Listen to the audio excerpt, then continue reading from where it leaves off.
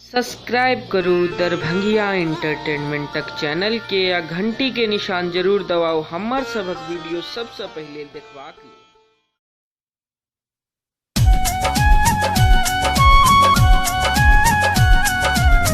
अपने सब सुनि रहल छी दरभंगिया कैसेट एंटरटेनमेंटक प्रस्तुति।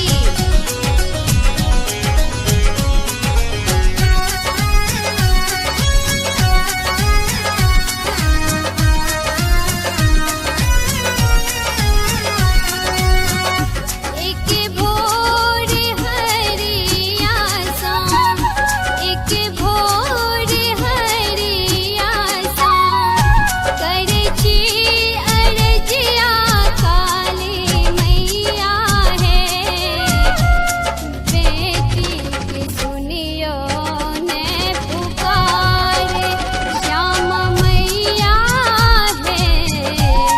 बेटी के सुनियो ने पुकार।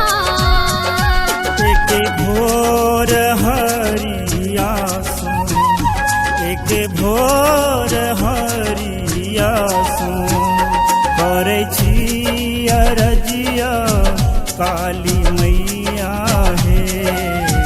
बेटा के सुनियो ने पुकार, श्यामा मैया है।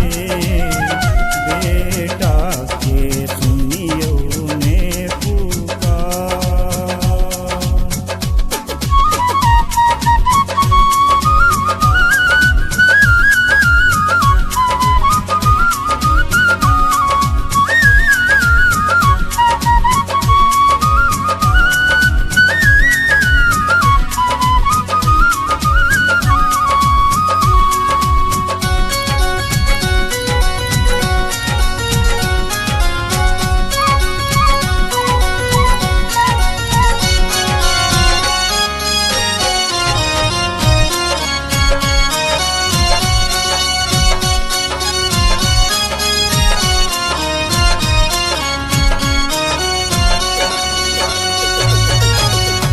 लाली लाल फूल अनलो, लाली लाल फूल अनला, लाली चुनरिया श्यामा मैया है। खोलियो ने लागल के बार, काली मैया है। खोलियो ने लागल के बार।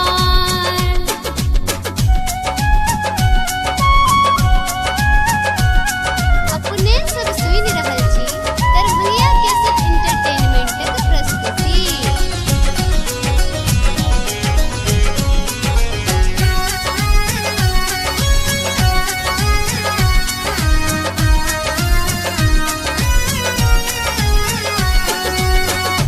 लाले रंग और हनुमा के, लाले रंग और हनुमा के, लाले रंग पहिरन काली मैया है। लाले रंग आहाँ के सिंगार श्यामा मैया है। लाले रंग आहाँ के सिंगार।